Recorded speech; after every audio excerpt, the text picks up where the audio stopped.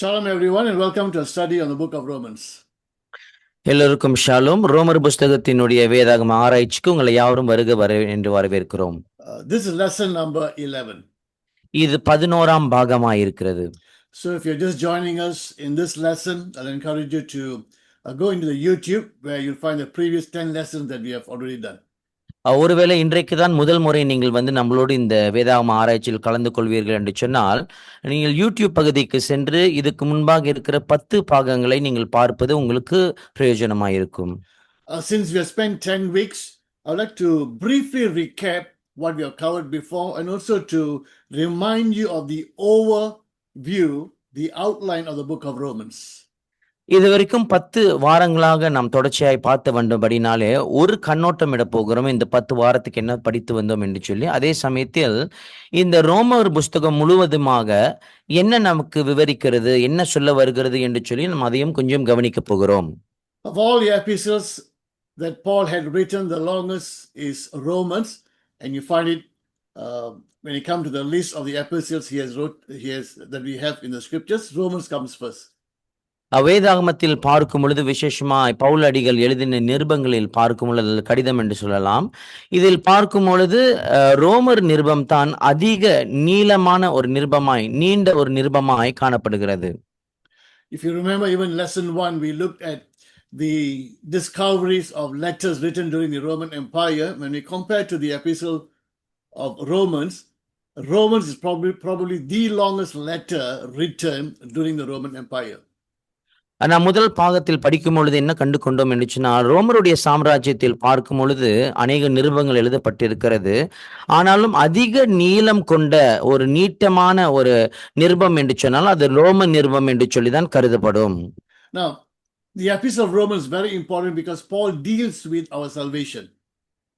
இந்த ரோமன் நிருபம் மிக மிக முக்கியமான ஒரு காரியமா இருக்கிறது. ஏனென்று சொன்னால் பவுலடிகளை பார்க்கும் பொழுது நம்முடைய ரட்சிப்பை குறித்து இங்கே பேசுகிறதை கவனிப்பீர்கள்.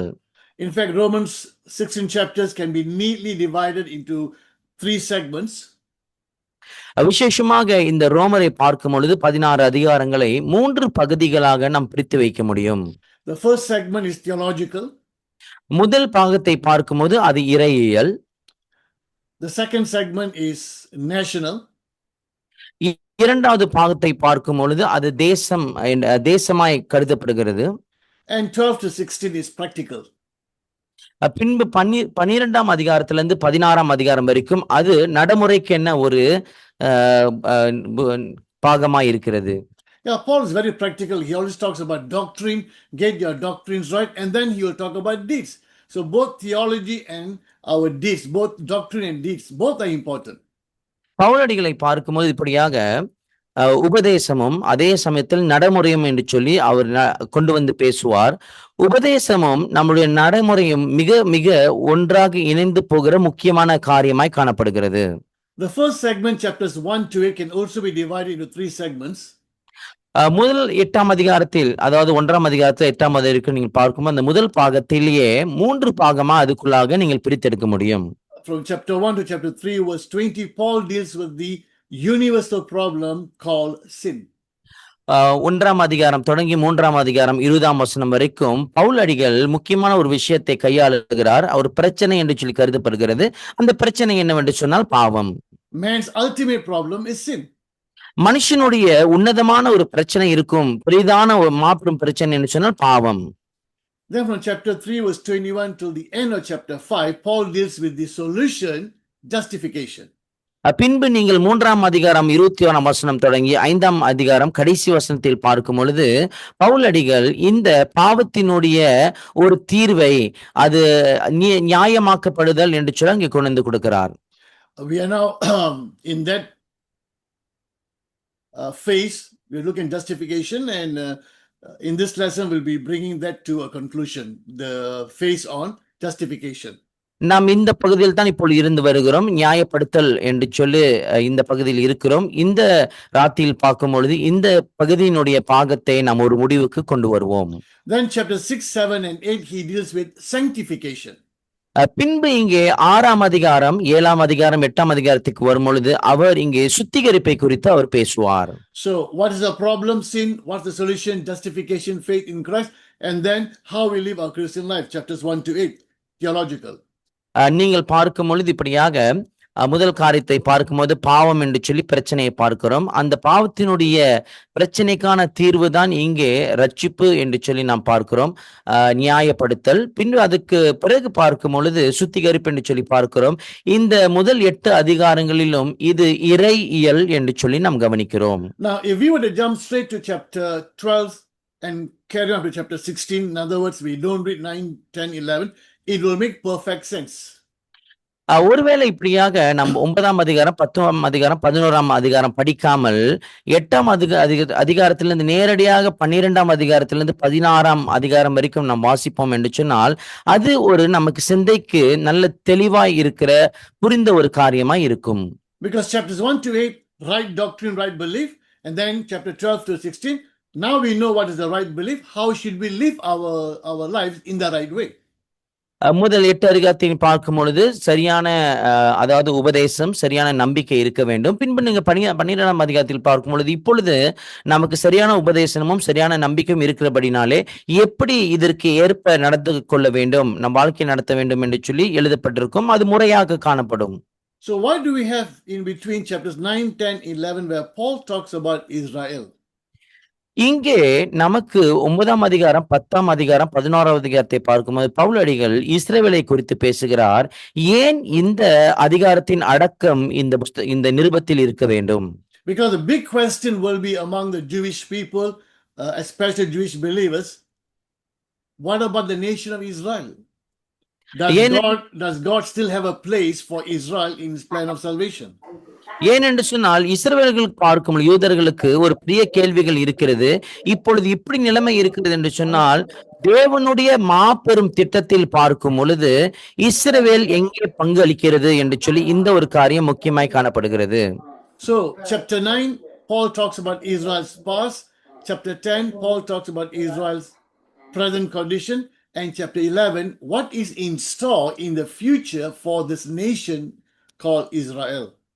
இங்கே பார்க்கும்போது 9ஆம் அதிகாரத்தில் நீங்கள் பார்க்கும் பொழுது இஸ்ரவேலினுடைய கடந்த காலத்தை குறித்து பவுலடிகள் அங்கே வந்து பேசுவார். பின்பு 10ஆம் அதிகாரம் வரும் பொழுது நிகழ்காலத்தை இஸ்ரவேல் இப்பொழுது எங்கே இருக்கிறது, எதில் பங்களிக்கிறது என்று சொல்லி பேசுவார். பின்பு 11ஆம் அதிகாரத்தில் நீங்கள் வரும் பொழுது அங்கே இஸ்ரவேலினுடைய எதிர்காலம் எப்படி இருக்க போகிறது, அதில் பங்களிப்பு எப்படி இருக்கும் என்று சொல்லி அங்கே அவர் பேசுவார். It's very important for us to know that as well. When we come to chapter 9, we will deal with that question. இந்த காரியம் நமக்கு முக்கியமா அறிந்து கொள்வது மிக அவசியம். நம் 9ஆம் அதிகாரத்தில் வந்தடையும் போது இந்த காரியத்தை குறித்தும் நாம் கையாளுவோம். Those who have just joined, one of the things that I said earlier was there are many questions that we will find in the book of Romans. இதுதான் நீங்கள் இப்பொழுது நம்ம கூட வந்து சேர்ந்திருப்பீர்கள் சொன்னால் இது வரைக்கும் இதற்கு முன்பாக நான் சொல்லியிருக்கிறேன். என்னவென்று சொன்னால் ரோமர் புஸ்தகத்தில் வாசிக்கும் பொழுது நீங்கள் அதிகமான கேள்விகளை அங்கே பார்ப்பீர்கள். Paul expects this question, so he quotes he states the question and then he gives an answer. பவுலடிகள் இப்படியாக சில கேள்விகளை எதிர்பார்க்கிறார். ஆகினாலே அந்த கேள்விகளை அவர் தெரிவித்து பின்பு அந்த கேள்விகளுக்கான பதிலையும் அங்கே கொடுக்கிறதை நீங்கள் கவனிப்பீர்கள்.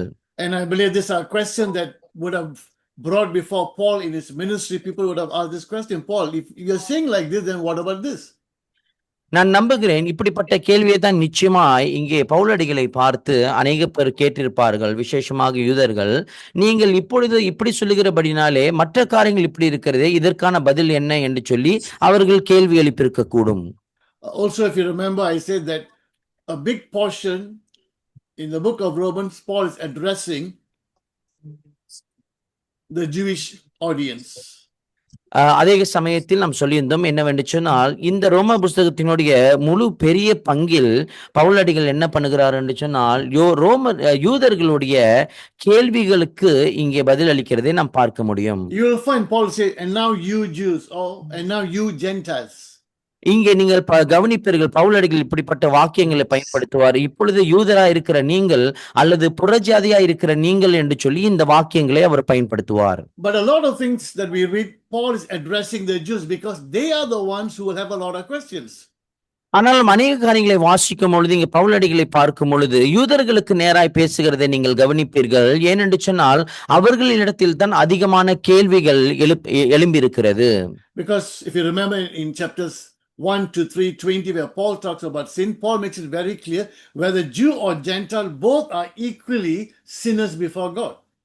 இங்க நமக்கு வாசிக்கும் போது கவனித்திருப்போம். வசனம் 1 தொடங்கி 1ஆம் அதிகாரம் தொடங்கி 3ஆம் அதிகாரம் 20ஆம் வசனம் வரை பவுலடிகள் என்ன சொல்ல வருகிறார் என்று சொன்னால், யூதர்களாய் இருந்தாலும் சரி, புறஜாதிகளாய் இருந்தாலும் சரி, 2 பேரும் சமமாய் தேவனுக்கு முன்பாக பாவிகளாய் நிற்கிறார்கள் என்று சொல்லி அங்கே சொல்லி இருப்பார்.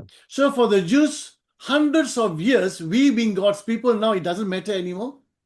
யூதர்களுக்கு பார்க்கும்போது நூற்றுக்கணக்கான வருஷங்களாக நாம் தேவனுடைய ஜனமாய் இருக்கிறோம், இப்பொழுது அது ஒன்றும் இல்லாமல் போயிற்றோ?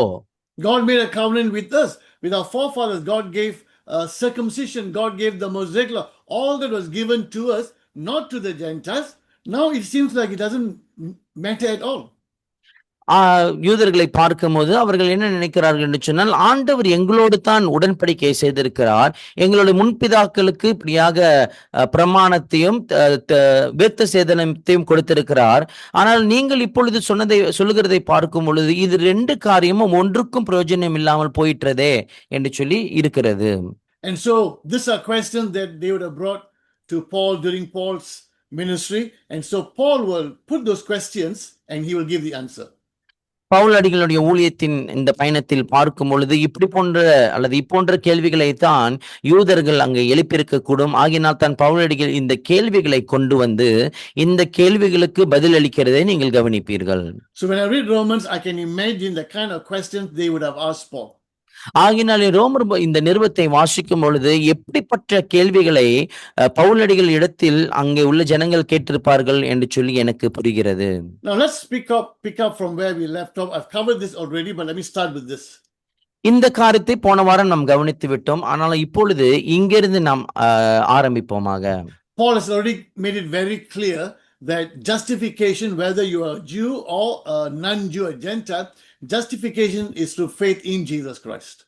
பவுலடிகள் மிகவும் தெளிவாக உரைத்திருக்கிறார். என்னவென்று சொன்னால், யூதராய் இருந்தாலும் சரி, புறஜாதியாய் இருந்தாலும் சரி, நியாயப்படுத்தலானது கிறிஸ்துவின் மூலமாய் மாத்திரம் மனுஷனுக்கு வரும் என்று சொல்லி. Now Paul is going to illustrate this by showing the headship of Adam and the headship of Jesus Christ. பவுலடிகளை பார்க்கும் பொழுது இப்படியாக இந்த காரியத்தை ஆதாமின் தலைமைத்துவத்தின் கீழும் கிறிஸ்துவின் தலைமைத்துவத்தின் கீழும் கொண்டு வந்து இந்த காரியத்தை வெளிப்படுத்துகிறதை நாம் கவனிக்க முடியும். What happened because of Adam's sin? What happened because of Jesus' sacrifice?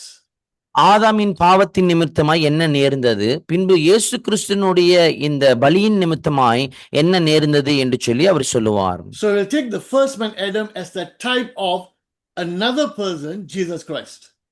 ஆதாமை பார்க்கும் பொழுது இயேசு கிறிஸ்துவின் வகையாக இன்னொரு வகை என்று சொல்லி அந்த பொருளில் நாம் கவனிக்க போகிறோம். Remember in the previous lesson I said a type is something in the Old Testament that points to its fulfillment or reality in the New Testament. போன வாரத்தில் சொல்லியிருந்தது போல ஒரு வகை என்று சொல்லும் போது அது என்னவென்று சொன்னால், பழைய ஏற்பாட்டில் உள்ள ஒரு காரியம் புதிய ஏற்பாட்டினுடைய காலத்தில் வரப்போகிற அல்லது காரியத்தில் நடக்க போகிற காரியத்தின் வகையாய் காண்பிக்கப்படுகிறது. Certain individuals are also a type of Jesus. சில நபர்களை பழைய ஏற்பாட்டில் நீங்கள் பார்க்கும் பொழுது அவர்களை கவனிக்கும் பொழுது இயேசு கிறிஸ்துவின் வகையாக இருக்கிறார்கள் என்று சொல்லி அங்கு சொல்லப்படும். For example, Genesis 14, we read about Melchizedek. Melchizedek is a type of the coming great high priest, Jesus Christ. உதாரணத்துக்கு ஆதியாகமம் 14ஆம் அதிகாரத்தில் நீங்கள் மெல்கிசேதேக்கை குறித்து நீங்கள் வாசிக்க முடியும். இந்த மெல்கிசேதேக்கை பார்க்கும் பொழுது வரப்போகிற பிரதான ஆசாரியராக இயேசுவின் வகை என்று சொல்லி இங்கு சொல்லப்படும். So he's going to take Adam and then compare with Jesus. இப்பொழுது நாம் ஆதாமை எடுத்து இயேசு கிறிஸ்துவோடு நாம் ஒப்பிட்டு பார்க்க போகிறோம். Now Paul does the same thing in 1 Corinthians chapter 15 when he wrote about the resurrection. 1 கொரிந்தியர் 15ஆம் அதிகாரத்தில் நீங்கள் பார்க்கும் பொழுது எழுப்புதலை குறித்து அல்லது உயிர்த்தெழுதலை குறித்து பேசும்பொழுது பவுலடிகள் இந்த காரியத்தை வைத்து தான் ஒப்பிட்டு பேசுவார். Remember, Adam means man. ஆதாம் என்று சொல்லும் பொழுது ஞாபகம் வைத்துக் கொள்ளுங்கள், மனிதன். So Paul will talk about the first Adam and the last Adam being Jesus. பவுலடிகளை பார்க்கும்போது முதல் மனுஷனாகிய ஆதாமை குறித்து பேசுவார், பின்பு கடைசி ஆதாமாகிய இயேசுவை குறித்து பேசுவார். He also says Adam is the first man and Jesus Christ is the second man. அதே சமயத்தில் பவுலடிகள் அங்கே சொல்லுகிறதை நீங்கள் பார்க்க முடியும். ஆதாமை சொல்லும் பொழுது முதல் மனுஷன் என்று சொல்லுவார், பிறகு இயேசு என்று வரும் பொழுது இரண்டாவது மனுஷன் அல்லது இரண்டாம் மனுஷன் என்று சொல்லுவார். Let's read it. Let's go to 1 Corinthians 15. இந்த வசனத்தை நாம் வாசிப்போமாக. 1 கொரிந்தியர் 15ஆம் அதிகாரம் verses 45 to 47.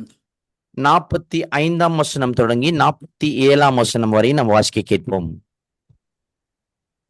1 Corinthians 15 verses 45 to 47. 1 கொரிந்தியர் 15ஆம் அதிகாரம் 45 தொடங்கி 47ஆம் வசனம் வரை. So it is written, the first man, Adam, became a living being, the last Adam, a living, a life-giving spirit. The spiritual did not come first, but the natural, and after that the spiritual. The first man was of the dust of the earth, the second man is of heaven. முந்தின மனுஷன் பூமியிலிருந்து துண்டான மண்ணானவன், இரண்டாம் மனுஷன் வானத்திலிருந்து வந்த கர்த்தர். மண்ணானவன் எப்படிப்பட்டவனோ மண்ணானவர்களும் அப்படிப்பட்டவர்களே. வானத்துக்குரியவர் எப்படிப்பட்டவரோ வானத்துக்குரியவர்களும் அப்படிப்பட்டவர்களே. மேலும் மண்ணானவனுடைய சாயலை நாம் அணிந்திருக்கிறது போல வானவருடைய சாயலையும் அணிந்து கொள்வோம். ஓகே, ஆதாம் வரலாங்க. We read in English about the first Adam and last Adam. Let's check the Tamil verse again. தமிழ்ல மீண்டும் செக் பண்ணி பாருங்க. ஆதாம் என்று அந்த வார்த்தை இருக்கு. 45. ஆகிலும் ஆவிக்குரிய சரீரம் முந்தினதல்ல. 45. அந்தபடியே முந்தின மனுஷனாகிய ஆதாம் ஜீவாத்துமாவானான் என்று எழுதியிருக்கிறது. பிந்தின ஆதாம் உயிர்ப்பிக்கிற ஆவியானவர். Right. Okay, it's there. So you find Paul talks about the first man and the second man, or the first Adam and the last Adam. பவுலடிகளை பார்க்கும் பொழுது இங்கே முதல் மனுஷன் பிந்தின மனுஷன் என்று சொல்லி அவர் இங்கே சொல்லுகிறார். பின்பு பார்க்கும்போது முதல் ஆதாம் இரண்டாவது ஆதாம் என்று சொல்லி இங்கே சொல்லப்படுகிறது. So something happened because of the first Adam and something happened because of the last Adam, Jesus Christ. முந்தின ஆதாமை கொண்டு ஏதோ ஒரு காரியம் நடக்கிறது, பின்பு இறுதியான ஆதாமாகிய இயேசு கிறிஸ்துவை கொண்டும் இன்னொரு காரியம் நடக்கிறது. Now we have seen this in our previous lesson, so I'm just going to do it very briefly. I'm doing this for the benefit of those who just joined. Now we read from verse 12 onwards. Because of that one man's rebellion, that one man's sin, death entered through that sin, and through that to everyone else. That's why everyone dies, spiritually and physically. கடந்த பாடத்தில் இதை நாம் கவனித்திருக்கிறோம். ஆனாலும் சில பேர் புதிதாக வந்திருக்கிறபடினாலே அவர்களுக்கு இந்த காரியத்தை மீண்டுமாய் சொல்லப்படுகிறது. நீங்கள் வசனம் 12 14 வரைக்கும் வாசிக்கும் பொழுது, ஒரு மனுஷனுடைய மீறுதலின் நிமித்தமாய், அவனுடைய முரட்டாட்டத்தின் அல்லது பாவத்தின் நிமித்தமாய் மனுஷனுக்குள்ளாக மரணம் உட்பிரவேசித்தது. அவனுடைய ஆவிக்குரிய மரணமும் சரீரபூர்வமான மரணமும் அவனுக்குள் பிரவேசித்தது என்று சொல்லி கவனிக்கிறோம். Paul will say that from the time of Adam, everyone died. பவுலடிகள் சொல்லுவார், ஆதாமின் காலத்தின் தொடங்கி ஒவ்வொரு மனுஷனும் எல்லோரும் இறந்து போயிருக்கிறார்கள் என்று. Not just spiritually, physical death as well. ஆவிக்குரிய மரணம் மாத்திரமல்ல, இங்கே சரீரபூர்வமான மரணத்தை குறித்தும் அவர் சொல்லுகிறார். But before the Mosaic law was given, the Mosaic law God gave through Moses, before that, where there was no law, sin is not taken into account. மோசையின் பிரமாணம், அதாவது கர்த்தராகிய தேவன் மோசையினிடத்தில் பிரமாணத்தின் கொடுத்த காலத்திற்கு முன்பாக பிரமாணம் இல்லாதபடியினாலே மனுஷனுடைய பாவம் எண்ணிக்கைக்கு எண்ணப்படாது உட்படாது இருந்தது. For example, let's say you go into an office and while you're sitting there, the security guard comes and say, "Excuse me, you cannot wear your shoes here, you must leave it outside." உதாரணத்துக்கு நாம் யோசித்துக் கொள்வோம். ஒரு அலுவலகத்துக்கு நீங்கள் போகிறீர்கள், அங்கே போயிட்டு நீங்க அமர்ந்து கொண்டிருக்கிறீர்கள். அங்கே இருக்கிற காவலாளர் என்ன சொல்லுகிறார் சொன்ன, வந்து பார்த்து, நீங்க இங்க உள்ளே காலணிகளை போட்டு வரக்கூடாது, நீங்கள் வெளியே கழட்டி வைக்க வேண்டும் என்று சொல்லி சொல்லுவார் என்றால், you look around, there's no sign saying, and you tell the man, there's no sign saying that I can't wear, that no, I shouldn't wear shoes inside. So as far as you're concerned, you have not broken any law. Why? There's no law there, no law that you can see. அதாவது நீங்க சுத்திமுத்தி பார்த்து சொல்வீர்கள், எந்த ஒரு அடையாளமும் இல்லை, எதுவும் போடப்படவில்லை, நான் காலணியை போடக்கூடாது என்று சொல்லி. ஆகினாலே இது நான் எந்த ஒரு பிரமாணத்தையும் மீறவில்லை, இது எனக்கு பாவமா எண்ணப்படாது அப்படின்னு சொல்லி சொல்லுவோம். But if there's a signboard saying no shoes allowed and you still deliberately wear the shoes, then you know you're going against the law. ஆனாலும் அங்கே ஒரு அடையாளம் போடப்பட்டிருக்கிறது, காலணிகள் போடக்கூடாது என்று சொல்லி. ஆனாலும் வேணும் என்றால் வேணும்னாவே இந்த காலணியை போட்டு நாம் போவோம் என்று சொன்னால் அங்கே உள்ள பிரமாணத்தை நாம் உடைத்து விட்டோம். Paul says if there's no law, sin cannot be taken into account. Now, if sin cannot be taken into account, then logically speaking, people should not die because death comes through sin. And if sin is not taken into account, you should not die physically. பவுலடிகள் சொல்லுகிறார், இப்படியாக பிரமாணம் இல்லாவிட்டால் பிரமாணத்துக்கு முன்பான எல்லா காரியமும் பாவமானது எண்ணிக்கைக்குள் உட்படுத்தப்படாது, அதாவது எண்ணப்படாது என்று சொல்லி அவர் அங்கே சொல்லுகிறார்.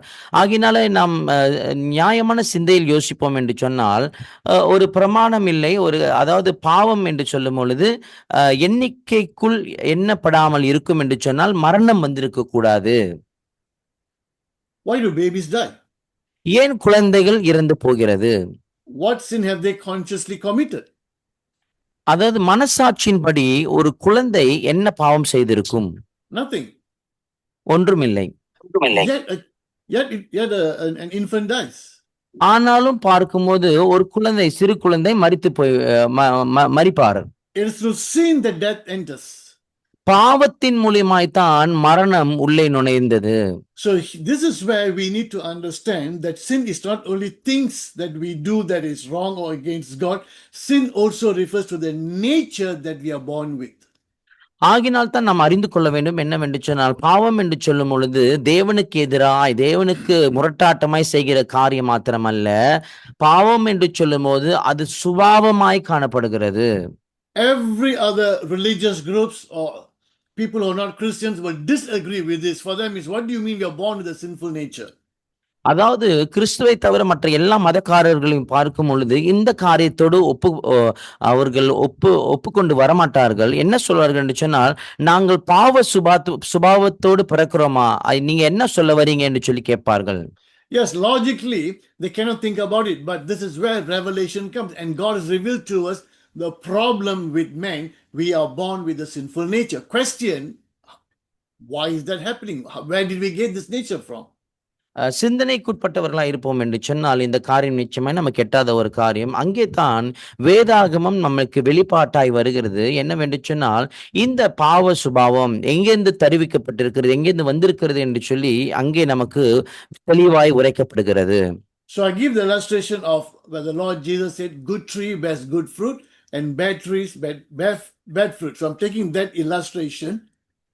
ஆகினால் இந்த உதாரணத்தை நாம் எடுத்துக்கொள்கிறோம். என்னவென்று சொன்னால், கர்த்தராகிய இயேசு கிறிஸ்து இந்த முன் உதாரணத்தை வைத்து சொல்லுவார், நல்ல மரம் நல்ல கனியை கொடுக்கும், கெட்ட மரமோ கெட்ட கனியை கொடுக்கும் என்று சொல்லி. So let's take Adam and Eve. When God created them, they were good trees. There was no sin in them. They were good trees. நம் ஆதாம் ஏவாளை கவனிப்போம். முதலாவது ஆதாம் ஏவாள் படைக்கப்பட்ட போது அவர்கள் 2 பேரும் நல்ல மரங்களாய் இருந்தார்கள். But when they fell into sin, they rebelled against God, they became bad trees. ஆனால் அவர் பாவத்தில் விருந்து தேவனுக்கு எதிராய் முரட்டாட்டம் பண்ணின போது அவர்கள் கெட்ட மரமாய் மாறினார்கள். And from this bad trees bear bad fruit. So all their descendants, Cain, Abel was a righteous man. Nevertheless, sinful nature. That's why he died. Then we have said, everyone who has come from Adam, we are bad fruits. இந்த பாவத்தின் விழுந்த நிமித்தமாய் நீங்கள் பார்க்கும் பொழுது அடுத்த மரமும் கனியும் பார்க்கும் பொழுது அது கெட்ட மரமாய் மாறுகிறது. இந்த கெட்ட மரமானது கெட்ட கனியை கொடுக்கிறது. ஆபேலை பார்க்கும் பொழுதும் கூட அவர் நீதிமானா இருந்தாலும் மரணம் தனக்குள்ள வந்தது. ஏனென்று சொன்னால் பாவ சுபாவம் அங்கே இருந்தபடினாலே இந்த பாவ சுபாவம் தான் கெட்ட கனியை கொண்டு வந்தது. As I mentioned before, we don't find Abel doing anything wrong. In fact, all he did seemed to show that he was a righteous man. Blood sacrifice, putting his trust in the coming blood sacrifice of Christ. But he died. How? Death enters through sin. What sin did he commit? He didn't commit any sin that we know. ஏற்கனவே சொன்னதைப் போல நம் வேதாகமத்தில் வாசித்து பார்த்திருக்கிறோம். என்னவென்று சொன்னால், ஆபேலை பார்க்கும் பொழுது எந்த ஒரு பாவமும் செய்ததான அறிகுறி அங்கே இல்லை. ஏனென்று சொன்னால், அவரை பார்க்கும் பொழுது அங்கே இரத்த பலிகளை, அதாவது மிருக பலியை கொண்டு வந்து கொடுக்கிறார். எதை காண்பிக்கிறது என்று சொன்னால், வரப்போகிற இயேசு கிறிஸ்துவின் இரத்த பலியை குறிக்கிறதான காரியத்தை அங்கே செய்கிறார். எந்த ஒரு பாவமும் அவருக்குள்ளே காணப்படவில்லை என்று சொல்லி நாம் பார்க்கிறோம். ஆனாலும் மரணம் அவருக்குள்ளாக வந்தது. Acts 17:26, we have read this before. From one blood, now some translation will say one man, referring to Adam, the actual Greek word, like how we read in Tamil. From one blood, from the blood of Adam, all mankind have come. அப்போஸ்தலர் 17ஆம் அதிகாரத்தில் கடந்த வாரம் வாசித்திருக்கிறோம். என்னவென்று சொன்னால், ஒரு மனுஷனுடைய இரத்தத்தின் மூலியமாக அல்லது ஒரு இரத்தத்தின் மூலியமாக வந்த அத்தனையும் இது இப்படியாக பாவ சுபாவம் கொண்டதா இருக்கிறது என்று சொல்லி நாம் கவனித்திருக்கிறோம். So all of mankind, we are born with the corrupted blood that has come from Adam. நம் எல்லா மனுஷர்களை பார்க்கும் பொழுது தீட்டுப்பட்ட இரத்தமான ஆதாமின் மூலியமாய் வந்த இரத்தத்தில் நாம் பிறந்திருக்கிறோம். So sin is not only the bad thing that we do, that are the fruits. Sin has also got to do with our roots, our nature. பாவம் என்று சொல்லும் பொழுது நாம் செய்கிற கெட்ட செயல்கள், அது கெட்ட கனி என்று சொல்லி சொல்லப்படும். ஆனால் அது மாத்திரமல்ல, அதனுடைய வேர் தளத்தை பார்க்கும் பொழுது அது பாவத்தில் நிறைந்துதான் காணப்படுகிறது. ஏனென்று சொன்னால், ஆதாமின் மூலியமாய் நாம் வம்சவழியாக தருவிக்கப்பட்டிருக்கிறபடினாலே. You see, most people look at sins as bad things that we do. If that is the case, what if I stop doing bad things? Am I a good person? But that's how people think. But my nature has not changed, and that is my real problem. அநேக பேர்களை பார்க்கும்போது இப்பொழுது ஒருவேளை பாவம் செய்து கொண்டிருப்பேன், இதோட நான் பாவம் செய்யாமல் அந்த பாவத்தை நிப்பாட்டி விட்டேன், ஆகையினாலே நான் நல்ல மனுஷன் என்று சொல்லி அநேக பேர் சொல்லுவார்கள். ஆனாலும் என்ன பிரச்சனை என்று சொன்னால், அந்த செயல் நிப்பாட்டுவது அல்ல, ஆனால் நம்முடைய சுபாவமே பார்க்கும் பொழுது பாவத்தின் சுபாவமா இருக்கிறது, அது மாற்றப்பட வேண்டும். That's why in religions, how much of good things can I do to match my bad deeds? Or maybe I can do more. See, I've done more good things. This is how man thinks. மத சார்ந்த காரியங்களை பார்க்கும்போது அதே சமயத்தில் மனுஷனுடைய சிந்தனையில் நிலவிருக்கிற காரியம் எப்படி என்னவென்று சொன்னால், அவர்கள் சொல்லுவார்கள், எவ்வளோ கெட்ட காரியம் நான் செய்திருக்கிறேன், அதற்கு மேலாக நான் எவ்வளோ நல்ல காரியத்தை செய்திருக்கிறேன், கவனியுங்கள், நான் இன்னும் அதிகமான நல்ல காரியத்தை செய்தபடினாலே கெட்ட காரியம் தனந்து போகிறது என்று சொல்லி அவர்கள் நினைப்பார்கள். What if I help 100 people every month? I've been doing that for years. I don't kill anyone. I don't steal. I don't lie. I don't cheat. People will look at me as a good man. But what if within my heart I'm full of hatred and anger and envy and jealousy? I just keep it in my heart. But outside, I do all good things. வெளிப்புறத்தில் பார்க்கும்போது ஒருவேளை நான் மற்றவர்களை கொண்டிருக்கலாம் அல்லது தப்பான காரியம் நிறைய செய்திருக்கலாம். ஆனாலும் என் உள்ளத்தில் பார்க்கும் பொழுது நிறைய கோபங்கள், எரிச்சல்கள், பொறாமைகள் எல்லாம் வைத்திருப்பேன் என்று சொன்னால், மற்றவர்கள் யாருக்கும் தெரியாமல் இதை நான் வைத்திருப்பேன் என்று சொன்னால் எப்படி இது கணக்கிடப்படும்? So the root problem is the nature that we are born with. இதனுடைய வேர்த்தலமான பிரச்சனை என்னவென்று சொன்னால், நாம் பிறந்திருக்கிற சுபாவம் எப்படிப்பட்டதா இருக்கிறது. That is why we have to be born again. That is why we read, in Christ Jesus we are a new creation. ஆகினால் தான் நமக்கு தெரியும், நாம் மீண்டுமாய் பிறப்பது அவசியம். கிறிஸ்துவுக்குள்ளாக நாம் புது சிருஷ்டியாய் இருக்கிறோம். So Paul talks about the first Adam and the last Adam. In 11 times he talks about our solidarity, our oneness, our union with Adam and Christ. இங்கே பார்க்கும்போது 11 தடவை இந்த அதிகாரங்களில் பவுலடிகளை பார்க்கும் பொழுது நம்முடைய ஒற்றுமை, அதாவது ஆதாமுக்கும் நமக்கும் இருக்கிற ஒற்றுமை, அதே சமயத்தில் கிறிஸ்துவுக்கும் நமக்கும் இருக்கிற ஒற்றுமையை குறித்து இங்கே பவுலடிகள் பேசுகிறதை நீங்கள் கவனிப்பீர்கள். At one time we were from Adam, sinful nature, but now we are with Christ. We have a new nature. We are born again. ஒரு காலத்தில் பார்க்கும் பொழுது ஆதாமின் மூலியமாய் வந்தோம், நமக்குள் பாவ சுபாவம் இருந்தது. இப்பொழுது பார்க்கும்போது கிறிஸ்துவுக்குள் நாம் வந்திருக்கிறோம், நாம் புதிதாய் மீண்டுமாய் பிறந்திருக்கிறோம், புதிய சுபாவம் நமக்குள் வந்திருக்கிறது. And Paul talks about reigning, not reigning on the earth. It's not about the 1,000 years millennium that we talk about. Reigning in life right now. I can say no to sin and I can live a righteous life. பவுலடிகளை பின்பு பார்க்கும்போது 5 முறை இப்படியாக பாவத்தை வென்று வாழ்வதை குறித்து பேசுவார், அல்லது ஆதிக்கம் செய்கிறதை குறித்து பேசுவார். என்னவென்று சொன்னால், இயேசு கிறிஸ்து 1000 ஆண்டு அரசாட்சி பண்ணும் பொழுது அரசாளுவது அல்ல. ஆனாலும் நீங்க பார்க்கும் பொழுது Reigning right now in- இப்பொழுது பாவத்துக்கு எதிராய் நின்று நாம் அதை அரசாள முடியுகிற காரியத்தை தான் அங்க அவர் சொல்லுவார். Under Adam we were slaves to sin, but under Christ we can overcome sin. ஆதாமின் கீழே பார்க்கும் பொழுது பாவத்துக்கு அடிமைகளாய் உட்பட்டிருந்தோம். ஆனாலும் கிறிஸ்துவுக்குள் வரும் பொழுது பாவத்தை வென்றவர்களாய் நாம் இருக்கிறோம். Yes, we know we struggle, but the reality is it is possible for us in Christ to overcome sin. நமக்கு தெரியும் பாவம் வரும் பொழுது அதற்குள்ளாக நாம் கடினப்பட்டு தான் கடந்து போகிறோம். ஆனால் கிறிஸ்துவுக்குள் வரும் பொழுது பார்க்கும் பொழுது இதை நாம் வென்று வெற்றி பெற்றவர்களாய் வாழ முடியும். And 5 times Paul will say, what we lost in Adam, in Christ we gain even more. பின்பு 5 முறையாக பவுலடிகள் சொல்லுவார், எது நாம் ஆதாமுக்குள் இழந்து போனோமோ கிறிஸ்துவுக்குள் இன்றைக்கு அதிகமாய் நாம் மீண்டுமாய் பெற்றிருக்கிறோம் என்று சொல்லி அவர் சொல்லுவார். Adam and Eve were separated, but in Christ we are united with God as sons of God. ஆதாம் ஏவாளை பார்க்கும்போது அவர்கள் பிரிக்கப்பட்டார்கள். ஆனாலும் கிறிஸ்துவுக்குள் பார்க்கும் பொழுது நாம் தேவ புத்திரர்களாக ஒன்றாக இணைக்கப்பட்டிருக்கிறோம். If you're thinking what else we lost in Adam and Eve were to rule the earth, they lost that authority.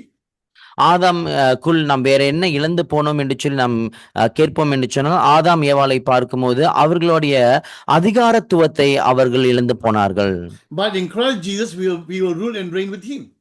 ஆனாலும் கிறிஸ்துவுக்குள்ளாய் பார்க்கும் பொழுது அவரோடு நாம் நின்று ஆளுகை செய்ய போகிறோம். So what we lost in Adam, in Christ we gain much more.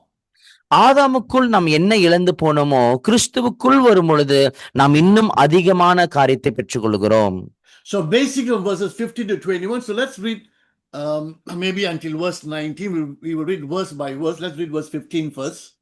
15ஆம் அதிகாரம் 15ஆம் வசனம் தொடங்கி 19ஆம் வசனம் வரை நாம் வாசிக்க போகிறோம். வசனம் ஒன்றுக்கு பின்னாக ஒன்றை வாசித்து கவனிக்க போகிறோம்.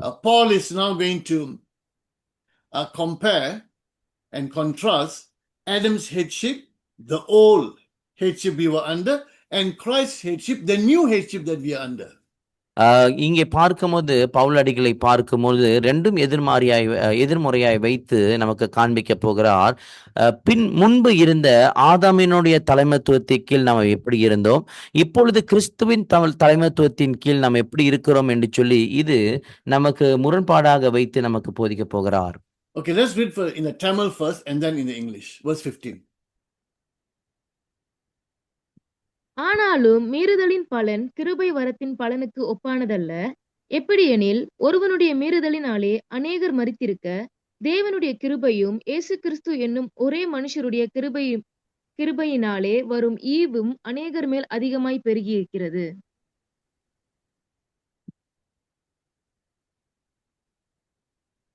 Verse 15 in English. But the gift is not like the trespass, for if the many died by the hold on. When we read the word many here, Paul is actually talking about everyone. இங்கே அநேகம் என்று சொல்லும் போது பவுலடிகளை பார்க்கும்போது எல்லோரையும் சொல்லுகிறார் என்று சொல்லி நாம் கவனிக்க முடியும். As you keep reading, you'll find out he uses the word many interchangeably with the word all. அதாவது இங்கே அநேகர் என்று சொல்லி பவுலடிகள் வார்த்தையை இங்கே பயன்படுத்துவார். நீங்க தொடர்ந்து வாசிக்கும் பொழுது அநேகர் என்று சொல்லும் போது எல்லாரையும் குறிக்கிறது. Okay, let me read verse 15.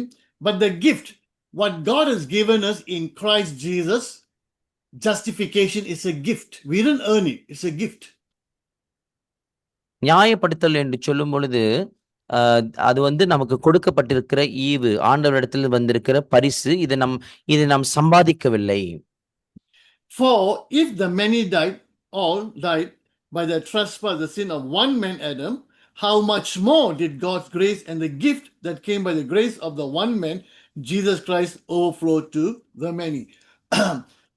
Because of one sin, the many, everyone was affected.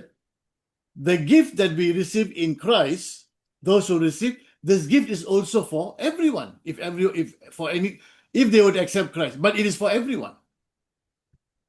ஒரு மனுஷன் மூலியமாக இப்படியாக இந்த மரணம் வந்திருக்கிறது. அதே சமயத்தில் பார்க்கும் பொழுது ஆண்டு கொடுத்திருக்கிற இந்த பரிசானது எல்லோருக்கும், யாரெல்லாம் கிறிஸ்துவை ஏற்றுக்கொள்கிறார்களோ அவர்களுக்கும் இந்த பரிசு கொடுக்கப்படுகிறது என்று சொல்லி நாம் கவனிக்க முடியும்.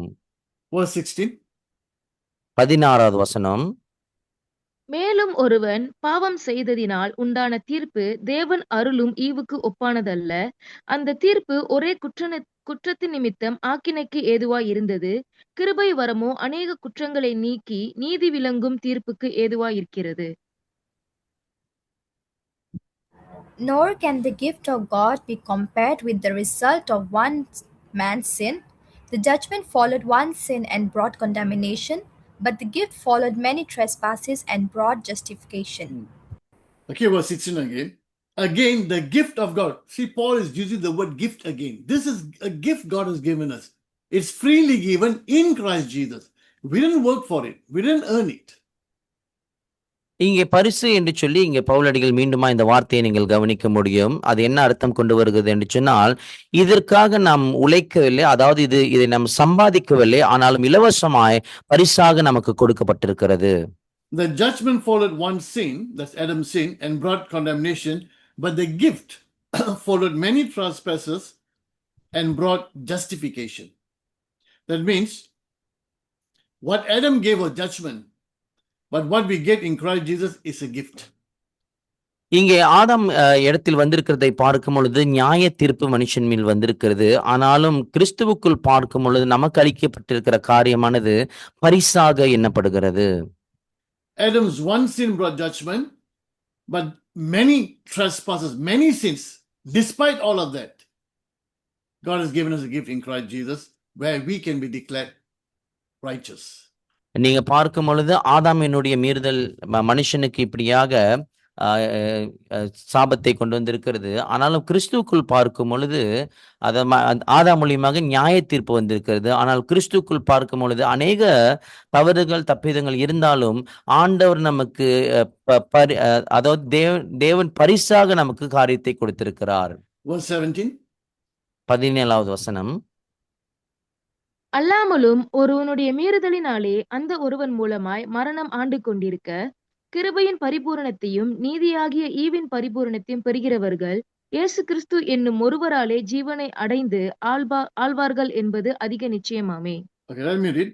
For if by the trespass sin of the one man death reigned through that one man, how much more? You see the word how much more? How much more will those who receive God's abundant provision of grace and of the gift of righteousness reign in life through the one man, Jesus Christ. Through that one man, Adam, judgment. Through this one man, Jesus, we can now reign in our life. அந்த ஒரு மனுஷனாகிய ஆதாம் மூலமாய் பார்க்கும்போது நியாய தீர்ப்பு. ஆனாலும் இந்த ஒரு மனுஷனாகிய இயேசு கிறிஸ்துவின் மூலமாக பார்க்கும் பொழுது இன்றைக்கு நம்முடைய வாழ்க்கையில் நாம் நின்று ஆளுகை செய்ய முடியும். 18வது வசனம். ஆகையால் ஒரே மீறுதலினாலே எல்லா மனுஷருக்கும் ஆக்கினைக்கு ஏதுவான தீர்ப்பு உண்டானது போல, ஒரே நீதியினாலே எல்லா மனுஷருக்கும் ஜீவனை அளிக்கும் நீதிக்கு உண்டாயிற்று. Consequently, just as the result of one trespass was condemnation for all men, you see, all men. So when Paul talks about the many, it's just interchangeably is using for all. So when you read many, it means all. எல்லா மனுஷரும் அல்லது அநேகர் என்று சொல்லி பவுலடிகள் இந்த வார்த்தை இங்கே பயன்படுத்துவார். ஆனாலும் இதனுடைய அர்த்தத்தை கவனிக்கும் பொழுது மாற்றக்கூடிய வார்த்தைகளா இருக்கிறது. எல்லோரையும் குறிக்கிற ஒரு சமமான வார்த்தையாக தான் இது இருக்கிறது. Consequently, just as the result of one trespass was condemnation for all men, so also the result of one act of righteousness was justification that brings life for all men. Adam's sin affected everyone. Christ's righteous act affects everyone. ஆதாமுடைய பாவம் பார்க்கும் பொழுது எல்லா மனுஷனையும் பாதிப்புக்குள்ள உண்டாக்கினது. ஆனாலும் கிறிஸ்துவினுடைய செயலை பார்க்கும்போது மனுஷனுக்குள் ஒரு தாக்கத்தை உண்டு பண்ணி இருக்கிறது. When Jesus died, he died for all mankind. இயேசு கிறிஸ்து மரித்த போது எல்லா மனுஷனுக்கும் அவர் மரித்தார். When he resurrected for all mankind. அவர் உயிர்த்தெழுந்த போதும் எல்லா மனுஷனுக்காகவும் உயிர்த்தெழுந்து வந்தார். But be very clear, it is representative. நீங்கள் கவனிக்க வேண்டும், இது பிரதிநிதி. He did it for us. நமக்காக செய்தார். But the effect, the results will be a reality only when we put our faith in Jesus.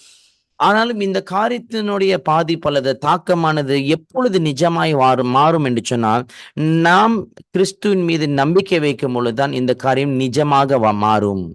Unless a person puts his faith in Jesus, what Christ has done will have no effect for him. ஒரு மனுஷன் கிறிஸ்துவின் மீது விசுவாசம் வைத்த மாத்திரத்தான், ஒருவேளை ஒரு மனுஷன் கிறிஸ்துவின் மீது நம்பிக்கை வைக்கலன்னு சொன்னா, கிறிஸ்து செய்த காரியம் எந்த ஒரு தாக்கத்தையும் அவன் வாழ்க்கையிலே உண்டு பண்ணாது. So Adam is a type, Jesus is the fulfillment. Another word is shadow and substance. ஆகினாலே நாம் பார்க்கும் பொழுது, இயேசு கிறிஸ்துவ பார்க்கும் பொழுது ஒரு வகை, ஆதாமை பார்க்கும்போது ஒரு வகை, இயேசுவை பார்க்கும்போது நிறைவேறுதல். ஆகினாலே நாம் இதை பயன்படுத்த முடியும் என்று சொன்னால், ஆதாமை பார்க்கும்போது நிழல், இயேசுவை பார்க்கும்போது பொருள். So the first Adam brought sin and death. முதல் ஆதாமை பார்க்கும் பொழுது பாவத்தையும் மரணத்தையும் கொண்டு வந்தான்.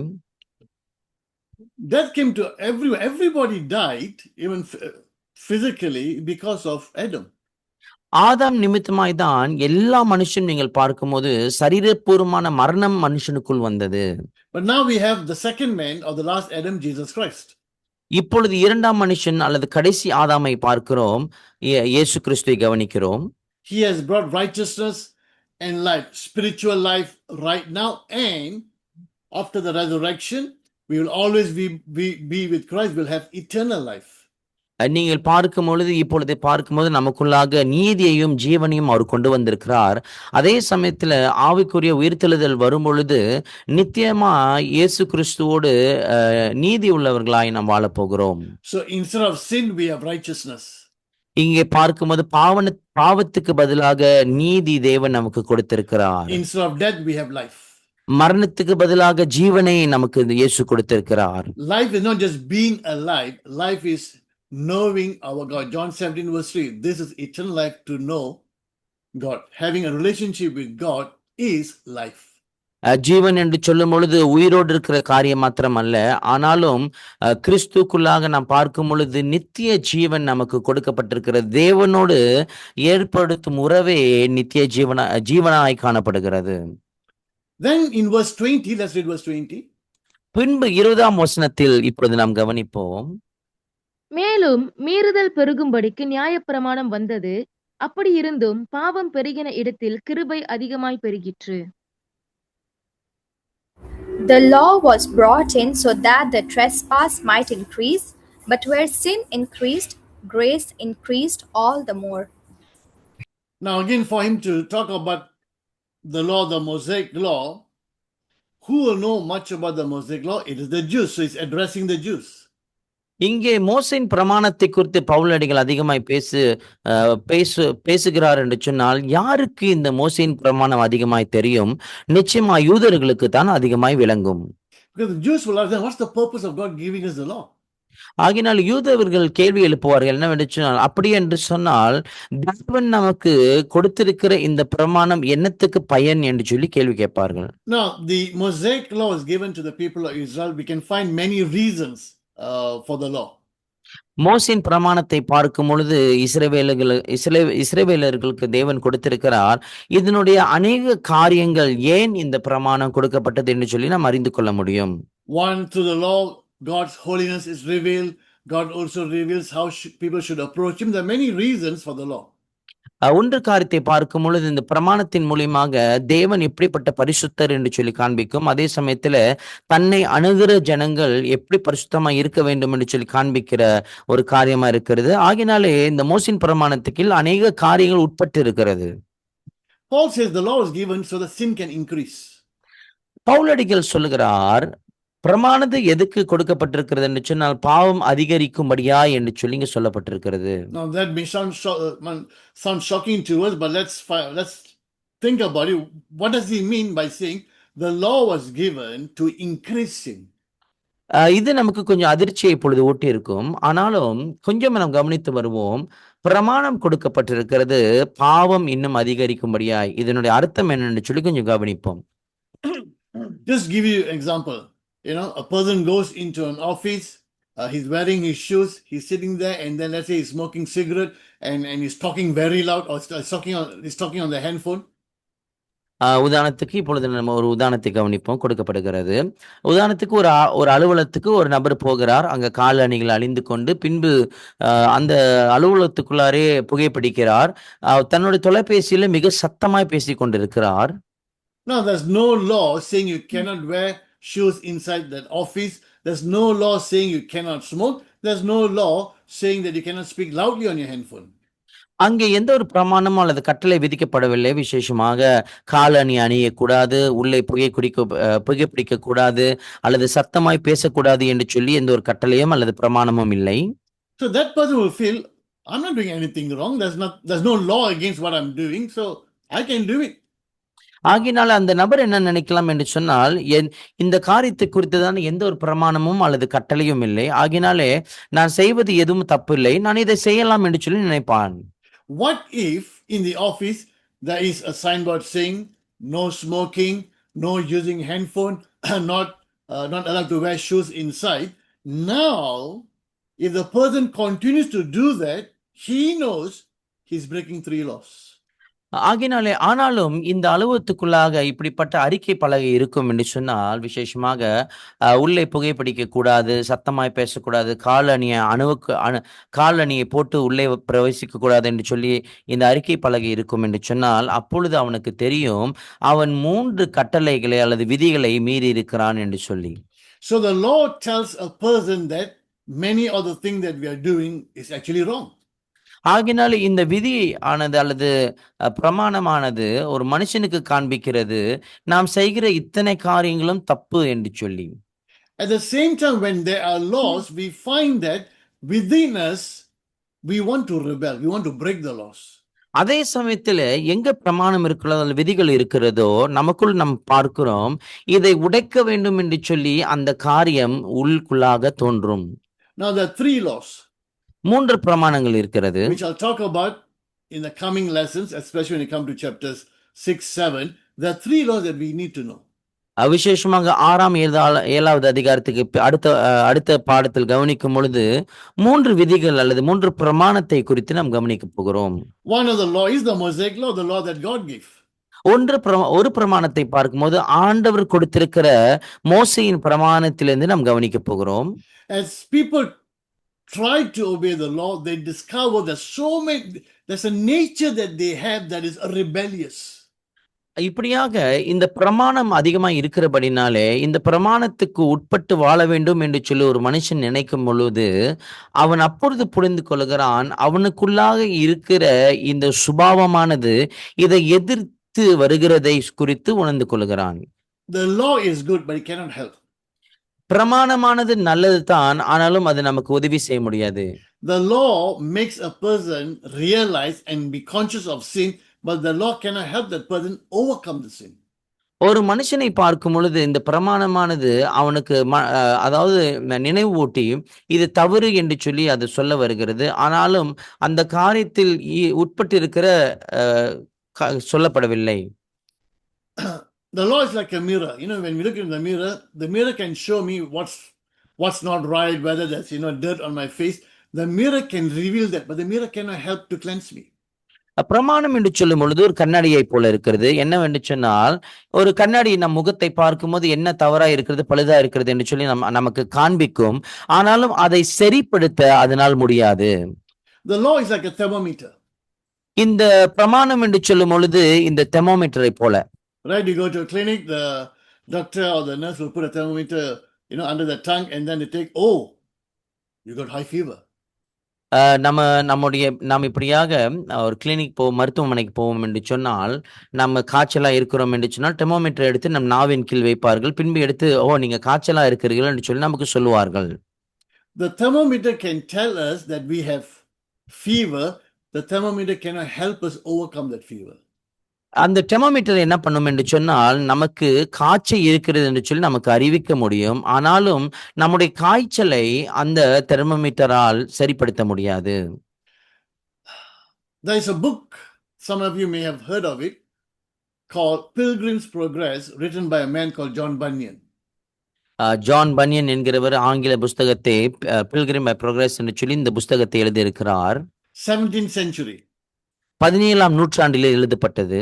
Now, at one time, next to the Bible, the book that was read most was this book called the Pilgrim's Progress.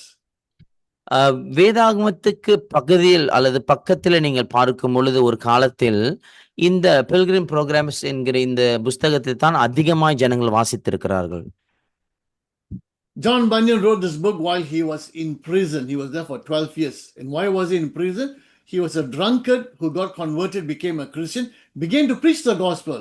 But, you can't preach the gospel. Oh, that's the law that time. You can't preach the gospel outside. And they arrested him, put him in prison. He was in prison, he wrote this book.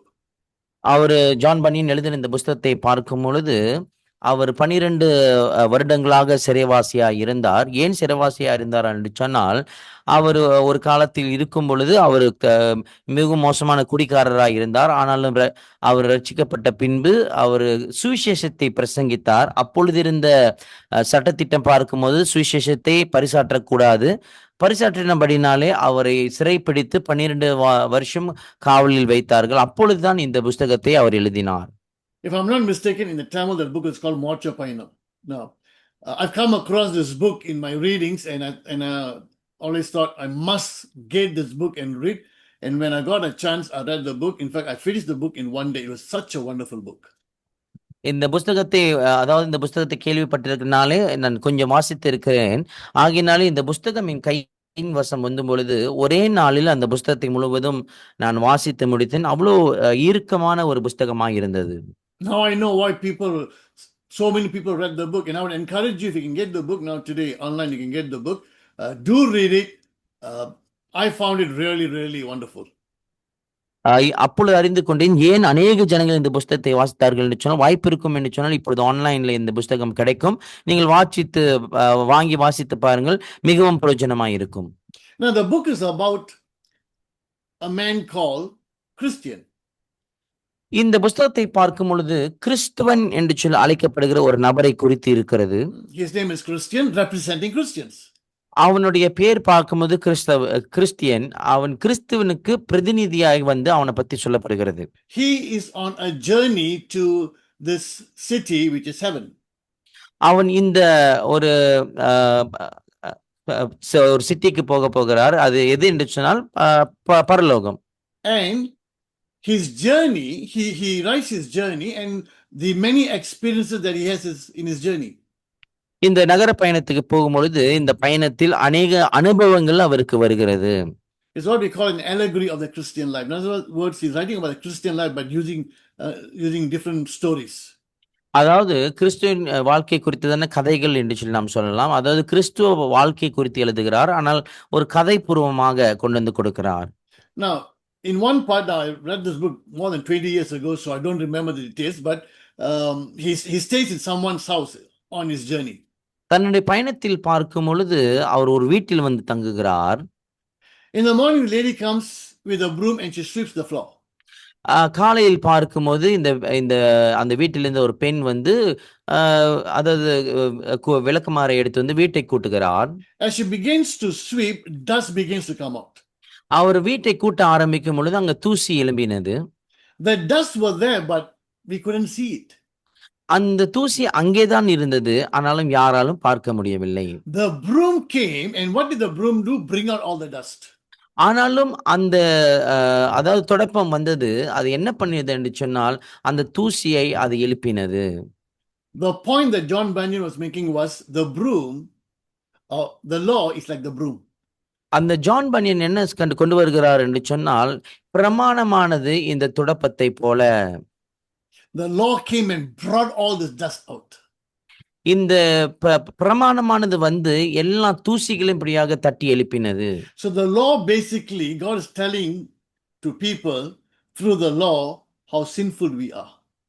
அதாவது இந்த பிரமாணத்தின் மூலியமாக ஆண்டவர் மனுஷனுக்கு என்னத்தை காண்பிக்கிறார்னு சொன்னா, நாம் எப்படிப்பட்ட பாவம் நிறைந்தவர்களா இருக்கிறோம் என்று சொல்லி அங்கே காண்பிக்கிறார். So, sort of a summary, we have Adam and Jesus Christ, the two headship. Adam disobeyed, Jesus Christ obeyed. இங்கே பார்க்கும் பொழுது 2 தலைமைத்துவத்தின் கீழ் நாம் பார்க்கிறோம். ஆதாமின் தலைமைத்துவத்தின் கீழும் இயேசுவின் தலைமைத்துவத்தின் கீழ் பார்க்கும்போது, ஆதாமை பார்க்கும்போது கீழ்ப்படியாமையை பார்க்கிறோம். இயேசுவை பார்க்கும் பொழுது அவர் கீழ்ப்படிந்தார் என்று சொல்லி நாம் பார்க்கிறோம். Adam sinned and brought death. Jesus Christ brought grace and righteousness and brought life. அதாவது ஆதாமை பார்க்கும்போது பாவத்தின் மூலியமாக மரணத்தை கொண்டு வந்தான். ஆனாலும் இயேசுவை பார்க்கும்போது கிருபை மற்றும் நீதியும் ஜீவனையும் அவர் கொண்டு வந்திருக்கிறார். Under Adam we have condemnation, but under Jesus Christ we have justification. ஆதாமின் கீழ் பார்க்கும் பொழுது நமக்கு ஆக்கினை இருக்கிறது. ஆனால் இயேசு கிறிஸ்துவின் கீழ் பார்க்கும்போது நாம் நீதிப்படுத்திருக்கிறோம் என்று சொல்லி. Let's read Romans 4:25. ரோமர் 4:25 நாம் வாசிக்க கேட்போமாக.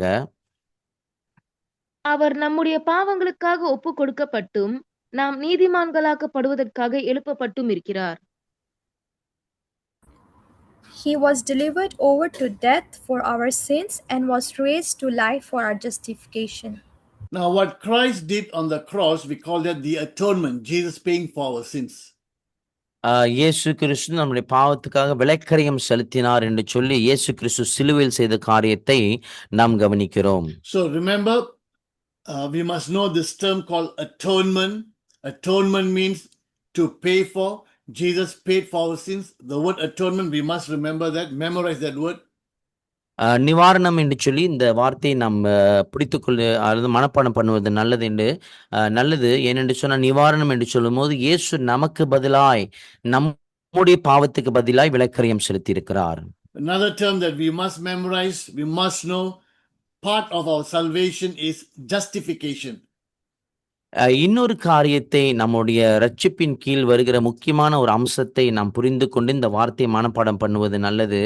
நியாயப்படுத்தல். In our previous lesson, we saw when we are justified, it's not just we are declared not guilty or we are declared righteous now because of Christ.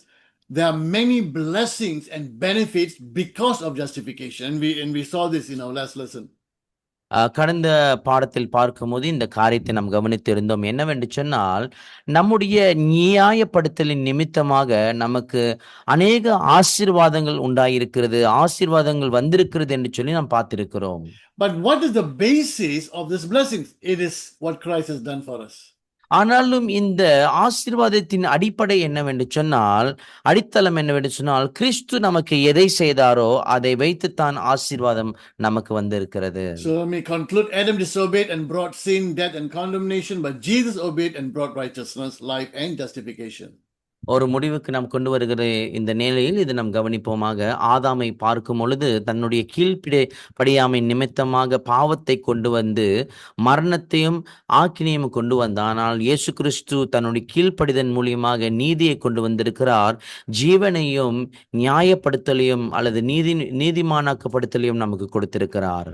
The law pointed to sin but could do nothing to solve it. பிரமாணத்தை பார்க்கும் பொழுது பாவத்தை சுட்டி காட்டினது, ஆனாலும் இது தீர்க்கும்படியான ஒரு எந்த தீர்வும் கொடுக்கவில்லை. God's solution was His grace, which is received by faith in Christ. ஆனால் கடவுளுடைய தீர்வு எப்படி என்று சொன்னால், அது நமக்கு கிருபையாய் கொடுக்கப்பட்டிருக்கிறது. கிறிஸ்துவின் மீது விசுவாசம் வைக்கிறது நிமித்தமாய் நமக்கு கொடுக்கப்பட்டிருக்கிறது. So in short, Adam messed it up. The law pointed to the mess, but Christ cleaned up the mess. நாம் சுருக்கமாய் சொல்ல வேண்டும் என்று சொன்னால், ஆதாம் எல்லாற்றையும் அவன் மோசப்படுத்தினதை கவனிக்கிறோம். அந்த பிரமாணமானது ஆதாம் எதெல்லாம் மோசப்படுத்தினானோ அதை காண்பிக்கிறது. ஆனால் கிறிஸ்து மோசமாக்கின காரியத்தை நேர்த்தியாக்கினார் என்று சொல்லி நாம் கவனித்திருக்கிறோம். We won't be discussing this, but I put here so you can take down this question and you can think about it now. What is justification? Someone asked, will you be able to explain in a brief way clearly what is justification? இந்த காரியத்தை இப்பொழுது நம்ம இதை உரையாட மாட்டோம். ஆனாலும் நீங்கள் இது எழுதி கொள்ளலாம். ஒருவேளை மற்றவர்களிடத்தில் உங்களிடத்தில் வந்து நியாயப்படுத்தல் என்று என்றால் என்ன என்று சொல்லி கேள்வி எழுப்பினார்கள் என்று சொன்னால், தெளிவாக அவர்களுக்கு நியாயப்படுத்தல் என்றால் இதுதான் என்று சொல்லி உங்களால சொல்ல முடியுமா? Now, you should know, we've gone through 11 lessons, you should know what is justification. இப்பொழுது நீங்கள் அறிந்திருக்க வேண்டும் நியாயப்படுத்தல் என்றால் என்ன என்று சொல்லி. என்று சொன்னால் 11 வாரங்களாக 11 பாடத்தின் மூலியமாக இதை நாம் அறிந்திருக்கிறோம். And what must we do? What must a person do in order to be justified, in order to be declared not guilty, to be declared righteous? ஒரு மனுஷன் அவன் நீதிமான் அல்லது அவன் குற்றவாளி அல்ல என்று சொல்லி நியாயத்தீர்க்கப்பட வேண்டும் என்று சொன்னால், ஒரு மனுஷன் என்ன செய்ய வேண்டும் என்று சொல்லி நாம் இதையும் கவனித்திருக்கிறோம். Can a person who does not acknowledge Christ and what he has done, can that person be saved? ஒரு மனுஷன் கிறிஸ்துவை ஆமோதிக்கவில்லை, அதே சமயத்தில் அவன் செய்திருக்கிற காரியத்தின் நிமித்தமாய் அவன் ரட்சிக்கப்பட முடியுமா? So this is a question that I'll leave behind for you to think. இந்த கேள்விகளை உங்களோடு நாங்கள் விட்டு விடுகிறோம், நீங்கள் சற்று யோசிக்கும்படியாக. So we have completed the second part under the theological segment. We've seen the doctrine of sin, and now we have completed the doctrine of justification. நீங்க பார்க்கும் பொழுது இந்த இறையியலின் பாகத்தின் கீழ் பார்க்கும் பொழுது முதல் பாகமா இப்படியாக ரட்சிப்பு என்று சொல்லி மன்னிக்கும் பாவத்தின் உடைய உபதேசத்தை குறித்து நாம் பார்த்திருக்கிறோம். இப்பொழுது பார்க்கும் பொழுது நியாயப்படுத்தலின் உபதேசத்தை நாம் இரண்டாம் பாகமாய் கவனித்திருக்கிறோம். In the next lesson, we will start with 6, 7, and 8, the third segment, where we'll talk about our journey or our salvation journey. அடுத்த பாகம் வரும் பொழுது அடுத்த பாடத்தில் பார்க்கும்போது 6, 7, 8ஆம் அதிகாரத்தில் நாம் கவனிக்க போகிறோம். இப்பொழுது நமக்கு இருக்கிற இந்த பயணம், இதை குறித்து நாம் கவனிக்க போகிறோம். God bless you. See you in the next lesson. கர்த்தர் உங்களை ஆசீர்வதிப்பாராக. அடுத்த பாடத்தில் மீண்டுமாய் உங்களை சந்திக்கிறோம்.